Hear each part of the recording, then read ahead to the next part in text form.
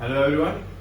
So today we are going to start with our first topic economics. ठीक है, आज हम अपनी जो बुक है माइक्रो इकोनॉमिक्स उसका पहला टॉपिक जो है वहां से स्टार्ट करने लगे.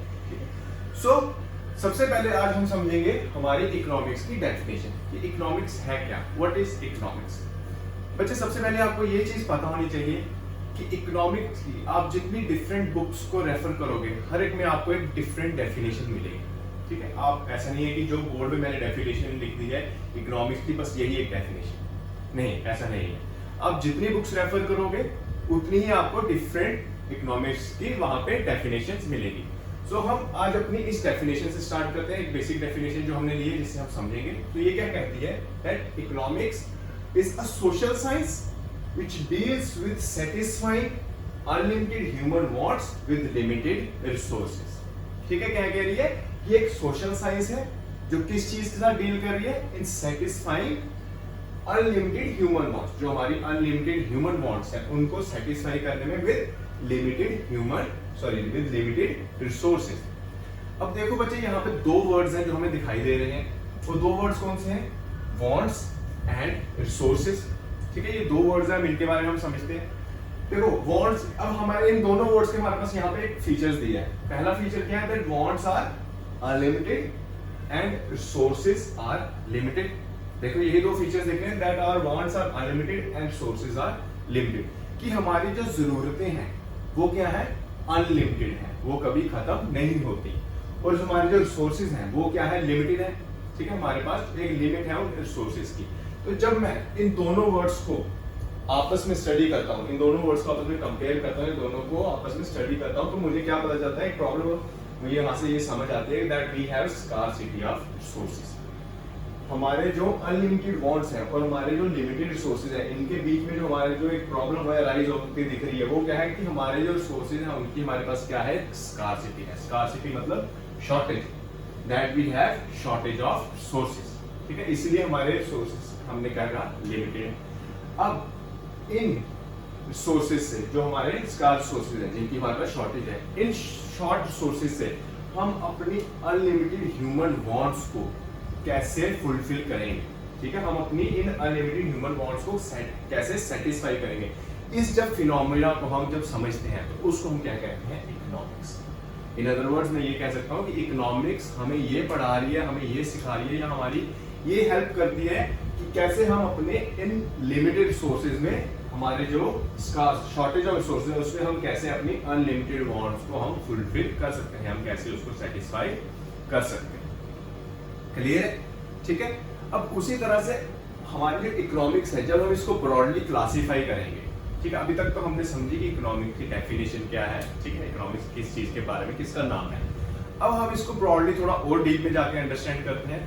तो जब हम इसको थोड़ा और डीप में पढ़ेंगे तो हमें ये पता लगता है कि इकोनॉमिक्स को हम दो ब्रॉड वे में दो चीजों में क्लासिफाई करते हैं. पहला है हमारा micro economics and second is our macro economics. ठीक है, ये दो ब्रॉड हम कह सकते हैं डेफिनेशंस है या ब्रॉडली दो पार्ट्स में क्लासिफाई किया गया है इकोनॉमिक को. One is micro and second one is your macro. ठीक है, अभी फिलहाल 11th में जो हम बुक पढ़ रहे हैं वो है हमारी माइक्रो इकोनॉमिक्स. ठीक है, नेक्स्ट क्लास में जब हम नेक्स्ट ईयर 12th में जाओगे तो वहां पे अब आप अपनी जो मैक्रो इकोनॉमिक्स है इसको पढ़ोगे.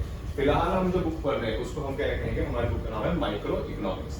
ठीक है, अब माइक्रो इकोनॉमिक्स में क्या? देखो माइक्रो एक वर्ड है, उसका क्या मतलब होता है? स्मॉल. ठीक है, इंग्लिश वर्ड है माइक्रो जिसका मीनिंग है स्मॉल. तो उसी तरह से जब हम माइक्रो इकोनॉमिक्स की बात कर रहे हैं तो इसका क्या मतलब है? That it is a study of economics on small scale.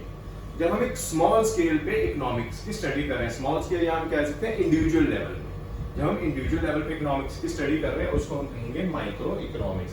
देखो ये वर्ड कहां से आया हुआ है? एक ग्रीक वर्ड है माइक्रोस, वहां से हमारा ये वर्ड आया था माइक्रो इकोनॉमिक्स जिसका मतलब है स्मॉल. उसी तरह से मैक्रो इकोनॉमिक्स ये वर्ड ड्राइव किया है ग्रीक वर्ड मैक्रोस से जिसका मतलब है लार्ज. तो जब हम उसी इकोनॉमिक्स की एक लार्ज स्केल पे स्टडी करेंगे तो वो हमारा क्या हो जाएगा? Macro economics. ओके, फिर यहाँ पे फिर से माइक्रो इकोनॉमिक्स में आता है तो ये क्या बताता है? That it is determination of price output of individual in the market. देखो मैंने पहले कहा था इसमें हम किसकी बात करें? स्मॉल स्केल पे, इंडिविजुअल लेवल पे. तो देखो यहाँ पे फिर से वही वर्ड यूज हुआ है इंडिविजुअल. तो क्या कह रहा है? Determination of price output of individual in the market. कि एक इंडिविजुअल कैसे रिएक्ट करेगा डिफरेंट सिचुएशंस में, मार्केट में डिफरेंट सिचुएशंस में एक इंडिविजुअल कैसे रिएक्ट करेगा। अगर प्राइसेस ज्यादा हो जाते हैं, प्राइस हाई हो जाते हैं, तो इंडिविजुअल कैसे रिएक्ट करेगा, वो अपनी डिमांड कम कर देगा। वो क्या बोलता है कि जब प्राइसेस कम होंगे मैं तब चीजों को परचेज करूंगा। तो एक इंडिविजुअल कैसे रिएक्ट करता है मार्केट में ऑन डिफरेंट सिचुएशंस, उसको हम यहाँ पे स्टडी करते हैं।